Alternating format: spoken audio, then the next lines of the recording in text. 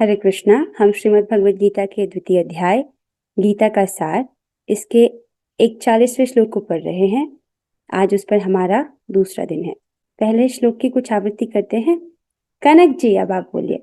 व्यवसायात्मिका बुद्धिर व्यवसायात्मिका बुद्धिर् एकेह कुरु नंदन एकेह गुरुनन्दन बहुशाखा हिनन्ताश्च बहुशाखा हिनन्ताश्च बुद्धियो व्यवसायिनाम्। बुद्धियो व्यवसायिनाम्। बहुत सुंदर कनक जी। अब हम माता जी। व्यवसायात्मिका बुद्धिर व्यवसायात्मिका बुद्धिर् एकेह कुरु नंदन एकेह गुरुनन्दन बहुशाखा हिनन्ताश्च बहुशाखा हिनन्ताश्च बुद्धियो व्यवसायिनाम्। बुद्धियो व्यवसायिनाम्। बहुत सुंदर, बहुत सुंदर। सो कौन करेगा? डिम्पल जी, एक बार आप। व्यवसायात्मिका बुद्धिर व्यवसायात्मिका बुद्धिर् एकेह कुरु नंदन एकेह कुरु नन्दन बहुशाखा हिनन्ताश्च बहुशाखा हिनन्ताश्च बुद्धियो व्यवसायिनाम्। बुद्धियो व्यवसायिनाम्। बहुत अच्छे, बहुत अच्छे। इस श्लोक में भगवान कह रहे हैं कि जो इस मार्ग पर चलते हैं वे प्रयोजन में दृढ़ रहते हैं। किस मार्ग पर? बुद्धि योग के मार्ग पर, अर्थात भक्ति योग के मार्ग पर। और उनका लक्ष्य भी एक होता है। There is one pointed focus, one single goal, right? बहुत सारे गोल्स नहीं है, एक सिंगल गोल। हे कुरुनंदन, अर्जुन को बोल रहे हैं, जो दृढ़ प्रतिज्ञ नहीं है उनका क्या होता है? उनकी बुद्धि अनेक शाखाओं में विभक्त रहती है, राइट? तो भक्तों के लिए बहुत आसान है। जो भक्ति कर रहे हैं उनका एक ही गोल है कि हमको कृष्ण का प्रेम प्राप्त करना है। जो माया में है उनके पास हजारों काम है, हजारों चीजें करनी है। अब देखिए, अब जब हम भक्ति भी करते हैं तो इसमें भी बहुत प्रकार से सेवाएं हैं। जैसे सुबह भक्त जप कर रहा है, या मंगल आरती दर्शन करने जा रहा है, या गीता क्लास अटेंड कर रहा है, या जो ग्रंथ है उसको पढ़ रहा है, या भोग बना रहा है, प्रसाद पा रहा है। ये अलग अलग कार्य दिख रहे हैं, पर इन सभी कार्यों में आप क्या कर रहे हो? आप भक्ति कर रहे हो, ठीक है? उसी चीज, मतलब उसको, सेवाओं के बहुत अलग अलग तरीके हैं, लेकिन लक्ष्य क्या है? कृष्ण प्रेम प्राप्ति। ओके, आगे चलते हैं। ये हम कल डिस्कस कर चुके हैं। आज हमको प्रभुपाद जी की टीका पढ़नी है। अनुवाद और तात्पर्य कृष्ण कृपा मूर्ति श्री श्रीमद एसी भक्ति वेदांत स्वामी श्री प्रभुपाद द्वारा। यदि आप लोगों के कुछ प्रश्न होते हैं तो अंत में पूछेगा, ठीक है? यह दृढ़ श्रद्धा कि कृष्ण भावनामृत द्वारा मनुष्य जीवन की सर्वोच्च सिद्धि प्राप्त कर सकेगा, व्यवसायत्मिका बुद्धि कहलाती है, राइट? क्या है व्यवसायत्मिका बुद्धि, राइट? कि जब व्यक्ति को ये विश्वास हो जाए कि जब मैं कृष्ण कॉन्शियसनेस होके, कृष्ण भावनामृत द्वारा मेरे जीवन का सर्वोच्च सिद्धि मुझे प्राप्त हो जाएगी, इस प्रकार का दृढ़ विश्वास, इसको क्या कहते हैं? व्यवसायत्मिका बुद्धि। कि जब मैं भक्ति कर रही हूँ या मैं भक्ति कर रहा हूँ तो मुझे मेरे जीवन का हाईएस्ट पर्पस जो है वो मुझे मिल जाएगा, राइट? मैं अपने जीवन की सर्वोच्च सिद्धि को प्राप्त कर सकूंगा। इस प्रकार की दृढ़ श्रद्धा, इसको बोलते हैं व्यवसायत्मिका बुद्धि। जिसके पास ये बुद्धि नहीं है वो सोचेगा नहीं नहीं नहीं, अभी माया में जाता हूँ, थोड़ा उतना भी बुरी नहीं है माया, कुछ यहाँ भी ट्राई कर लूं। लेकिन इस पथ में जाने वाले लोग दृढ़ प्रतिज्ञ होते हैं, भगवान बता रहे हैं। चैतन्य चरितामृत में मध्य लीला 22.62 में कहा गया है, क्या कहा गया है? श्रद्धा शब्द विश्वास कहे सुदृढ़ निश्चय, कृष्ण भक्ति कैल सर्व कर्म कृत हय। अर्थात श्रद्धा का अर्थ है किसी अलौकिक वस्तु में अटूट विश्वास। श्रद्धा शब्द विश्वास का है सुदृढ़ निश्चय, और उसका सुदृढ़ निश्चय है। जिस चीज में आपकी श्रद्धा है वो आप करोगे, जिसमें श्रद्धा नहीं है उसको नहीं करोगे। सिंपल बात है, राइट? और वो ये व्यक्ति मानता है कि कृष्ण भावना में द्वारा मेरे जीवन की सर्वोच्च सिद्धि मुझे प्राप्त हो जाएगी, भक्ति करके ही सब कुछ हो जाएगा, ठीक है? जब कोई कृष्ण भावनामृत के कार्य में लगा होता है तो उसे परिवार, मानवता या राष्ट्रीयता से बंधकर कार्य करने की आवश्यकता नहीं होती, क्योंकि भक्ति कोई कहीं भी हो, कैसी भी परिस्थिति में हो, वो भक्ति कर सकता है, right. Bhishma Pitamah is the perfect example. वो बहुत बिजी थे इन द सेंस ऑफ उनके ड्यूटी, हस्तिनापुर में एक बहुत प्रधान पोजीशन पर थे, राइट। वहां की ड्यूटी कर रहे थे, लेकिन उस वक्त भी वो भक्ति कर रहे थे। और यहाँ तक कि जब वो बाणों की सैया पर थे तब भी वो भक्ति कर रहे थे। किस प्रकार से? भगवान का स्मरण करके। तो चाहे हम कैसी भी परिस्थिति में हो, कहीं भी हो, हम भक्ति कर सकते हैं। पूर्व में किए गए शुभ अशुभ कर्मों के फल ही उसे सकाम कर्मों में लगाते हैं। तो जो जीवात्मा शुभ अशुभ कर्म करता है, जब तक उसको ये ज्ञान नहीं पता था, तब वो कुछ शुभ और अशुभ कर्म करता है। उसके फल स्वरूप क्या होता है कि उसको वो सकाम कर्म में लगाते हैं। देखिए, 3 प्रकार के पुण्य जब हम कर्म करते हैं, एक तो होता है ज्ञानोन्मुखी सुकृति, भक्तोन्मुखी सुकृति, और एक जो आपको सकाम कर्म की तरफ, जो भौतिक सुकृति है, भौतिक भोगों के प्रति सुकृति है, वो बढ़ाता है। एक ज्ञान की तरफ, एक भक्तोन्मुखी, और एक इस सकाम फलों की सुकृति, राइट। तो जब तक व्यक्ति को पता नहीं होता ये सब, वो पुण्य में विश्वास रखता है, अच्छे और बुरे कर्म करता है, तो उसका फल उसको भोगना पड़ता है। तो इन सुकृतियों का क्या नेचर है कि आपने जिस प्रकार की सुकृति इकट्ठी की है, आपको वो उसी दिशा में और पुश करेगा। अगर आपके पास भक्तोन्मुखी सुकृति है, अर्थात आपने खूब भक्ति के कार्य किए हैं, राइट, आपने भक्ति के अंगों का पालन किया, आपने नाम जप किया, आपने हरि कथा सुनी है, तो वो आपकी भक्तोन्मुखी सुकृति कलेक्ट हो रही है, वो आपको भक्ति करने के लिए प्रोत्साहित करेगी, ठीक है। लेकिन जो व्यक्ति ऐसा नहीं करते, जिनको ये पता नहीं है, वो लोग सामान्य तौर से कर्म करते हैं, उसका कर्म और अच्छा और बुरा रिएक्शन उनको भोगना पड़ता है, राइट।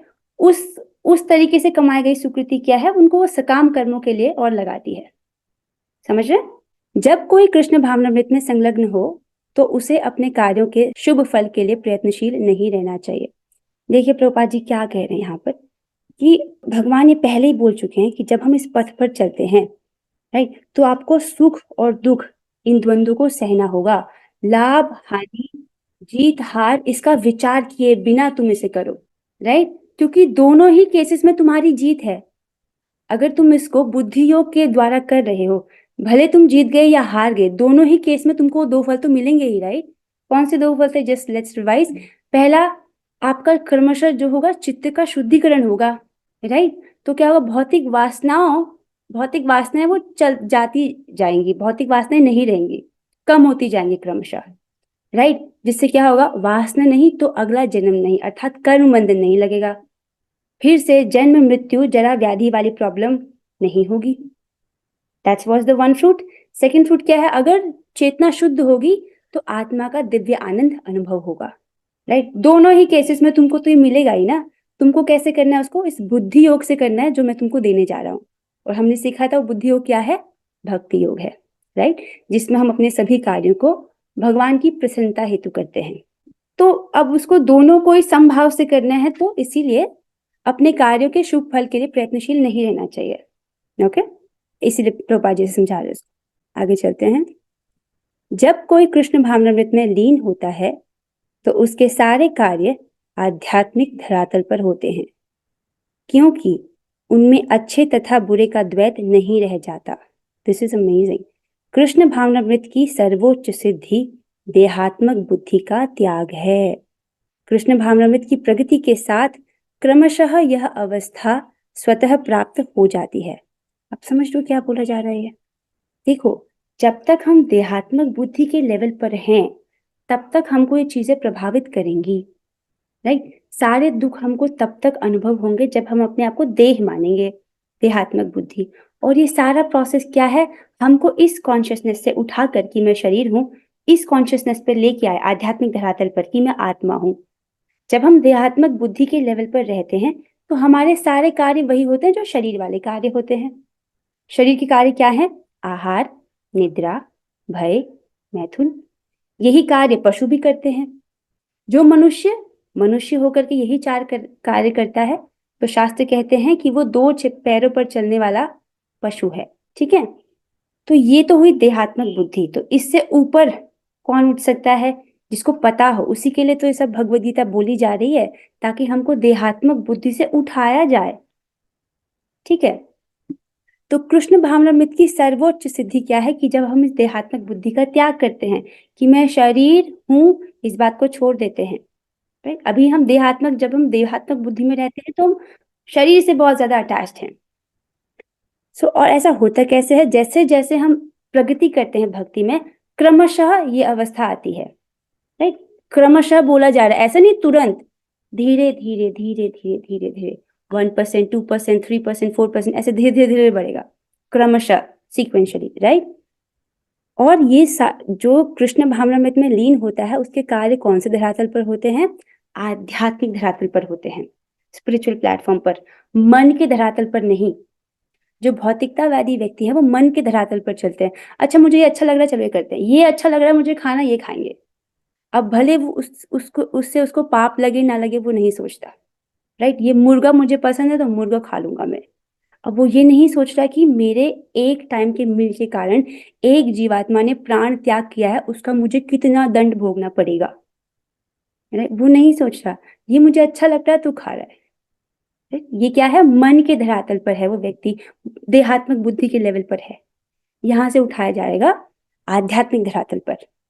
ओके, और इस व्यक्ति के सारे कार्य आध्यात्मिक धरातल पर होते हैं।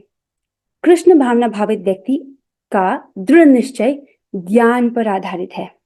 अब देखिए, जब हम दृढ़ संकल्प की बात कर रहे हैं कि हमको दृढ़ संकल्पित होना चाहिए, तो क्या ये कोई इमोशनल बात है?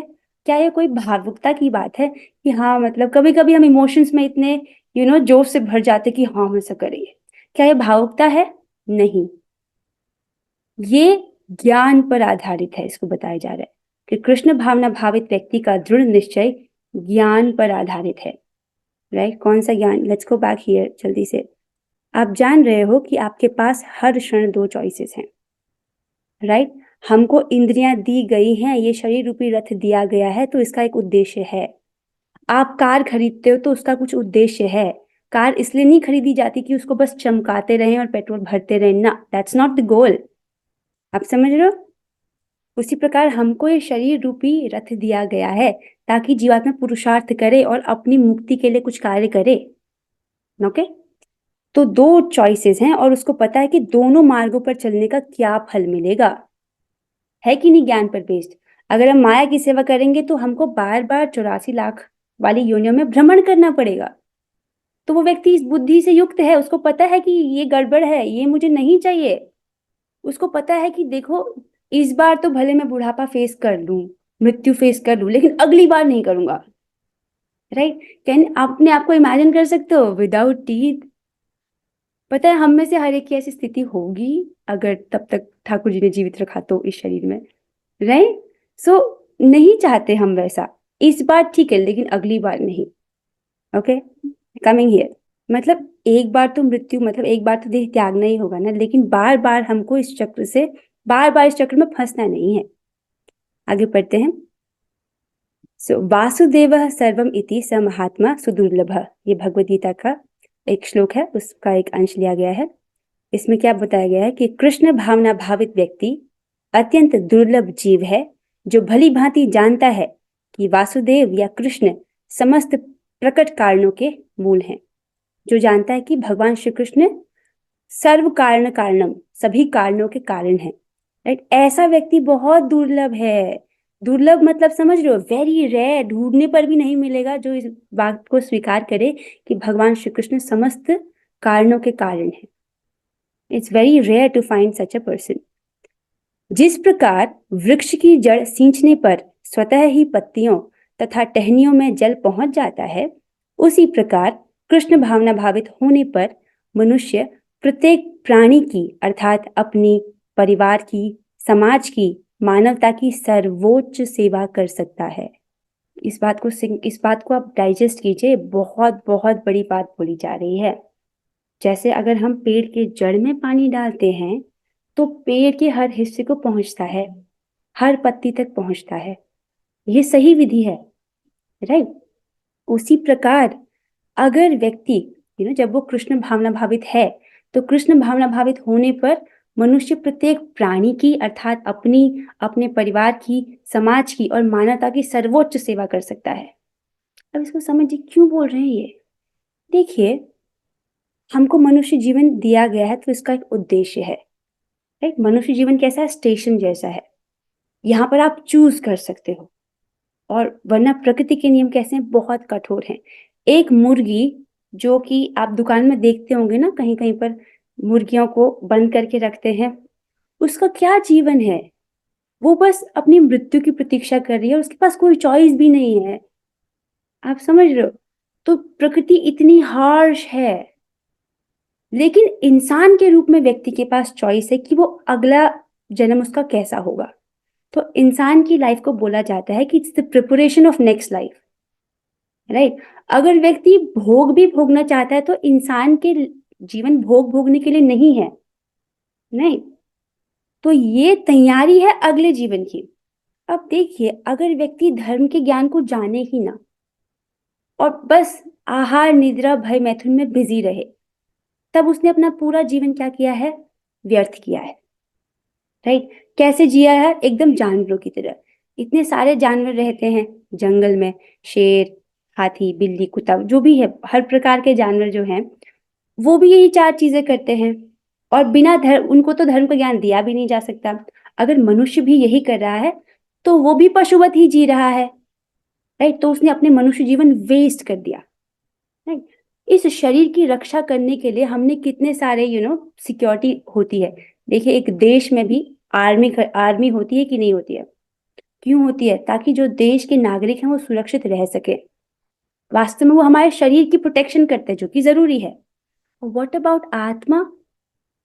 अगर शरीर को बचा भी लिया और आत्मज्ञान नहीं प्राप्त किया, अपना पूरा जीवन आहार निद्रा भय मैथुन में ही लगा दिया, तब तो पशुवत ही जिया ना। ऐसा जीना कोई जीना है? तो जंगल में जानवर भी यही कर रहे हैं, राइट?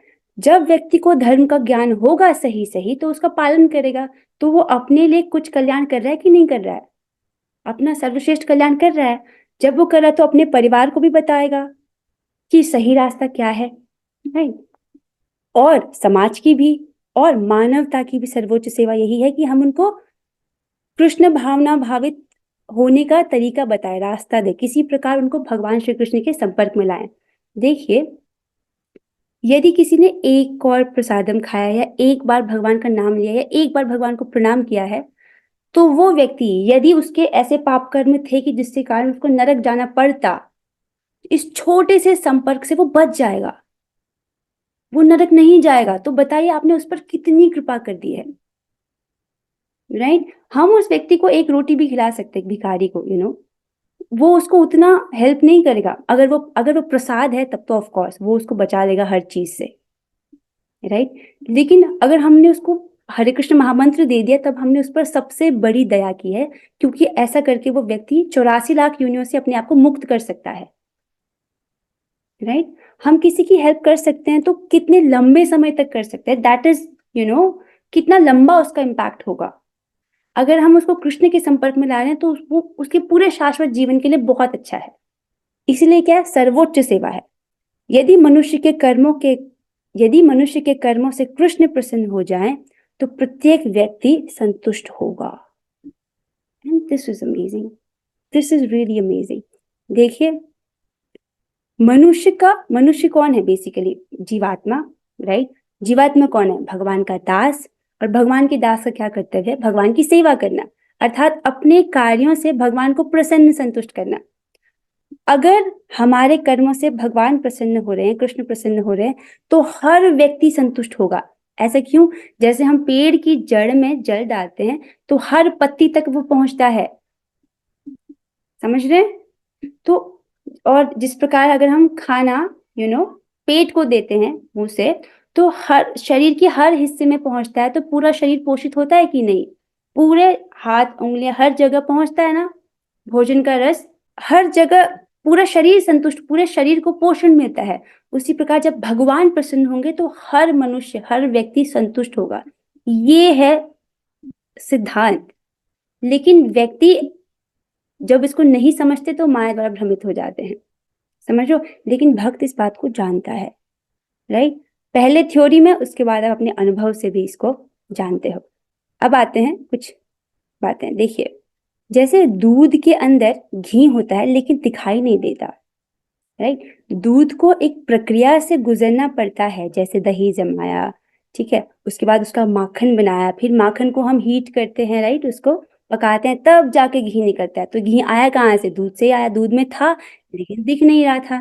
देयर इज सम प्रक्रिया, there is some process that you have to follow, right. उसी प्रकार गन्ने में क्या है? मिश्री है, गन्ने में चीनी है कि नहीं? लेकिन एक प्रोसेस है जिसके थ्रू हमको चीनी प्राप्त होती है ना। गन्ने में चीनी है लेकिन आपको एक प्रोसेस फॉलो करना पड़ेगा जिससे चीनी आए, चीनी मिले आपको। और उसी प्रकार अगर किसी व्यक्ति को सोना चाहिए, तो जो लोग सोना ढूंढते हैं वो लोग खोदते हैं, बहुत खोदते हैं, तो टनों टन मिट्टी निकलती है, उसके बाद जाके कहीं उनको सोना हाथ लगता है, राइट। बहुत सारी मिट्टी, टन टन मिट्टी निकालने के बाद, बहुत सारा छानने के बाद, तब जाके थोड़ा सा सोना उनको हाथ आता है। इन सब में आप क्या देख रहे हो? एक प्रक्रिया है। सोना है लेकिन उसको प्राप्त करने के लिए एक प्रक्रिया है, और उस प्रक्रिया को करते वक्त क्या है? बहुत सारे आपको प्रयास करना पड़ता है। इवन दूध से माखन निकालने के लिए, दूध से घी निकालने के लिए भी प्रयास है कि नहीं? और यहाँ पर देखो, इस व्यक्ति को कितना परिश्रम करना पड़ता है सोना निकालने के लिए, राइट। दृढ़ संकल्प होकर उसको लगे रहना है, भले कि जैसे भी चैलेंजेस आए। उसी प्रकार जब हम इस मार्ग पर चल रहे हैं तो हमको दृढ़ संकल्पित होना होगा। अब रास्ते में बहुत सारे चैलेंजेस आ सकते हैं, जैसे यहाँ पर बहुत सारे चैलेंजेस आ सकते हैं। अब ये तो नकली सोना है, राइट, क्योंकि भौतिक जगत में आपने सोना कमा भी लिया तो उससे क्या पा लिया? कुछ नहीं, राइट। वास्तविक धन तो कृष्ण का प्रेम है, ओके। तो यहाँ पर जब हम हैं तब भी हमको दृढ़ संकल्पित होकर ही रहना है, और इसमें भी कुछ चैलेंजेस आएंगे, समझ रहे हो? उनको फेस करते हुए आगे बढ़ना है। ये नहीं सोचना कि पाथ बहुत स्मूथ होगा, ना ना, there will be many many obstacles, right. पर संकल्प अपना स्ट्रांग होना चाहिए। क्यों? क्योंकि हम इसमें अकेले नहीं हैं, राइट। हम अगर अकेले चल रहे होते तब दिक्कत थी, लेकिन हमारे साथ कृष्ण है तो ये संभव है, और भक्तों का संग है, राइट। तो ये गोल जो हमारा है, भगवान श्री कृष्ण का प्रेम प्राप्त करना, भगवान श्री कृष्ण के चरण कमलों के प्रति प्रीति प्राप्त करना, ये लक्ष्य हमारा है, राइट। आई थिंक किस किस का ये लक्ष्य है कि हमको भगवान श्री कृष्ण का प्रेम प्राप्त करना है? जरा आप हाथ खड़ा करना। सबका है? अच्छा, ठीक है, सभी का यही लक्ष्य है, राइट। तो जब हम भक्तों के संग में आते हैं ना, तो ये लक्ष्य हमारे सामने रहता है। जैसे अभी हम डिस्कस करें ना, तो आपको पता है कि this is my goal, right, और हम उस तरफ प्रयास करना चाहते हैं और प्रयास करते हैं। लेकिन जब भक्तों के संग में नहीं रहते ना, तो ये गोल कहीं ना कहीं बैकग्राउंड में रहता है कि हाँ है, लेकिन अभी मेरे पास ये काम कर रहा है। इसलिए हमको भक्तों के संग में आना चाहिए। माया शुरुआत में आपको ऐसे ही ठेलेगी, चलो आज नहीं जाते, आज छोड़ देते हैं, मुझे वो, आपको कोई ना कोई इस प्रकार से बहाना देगी कि आप छोड़ दो।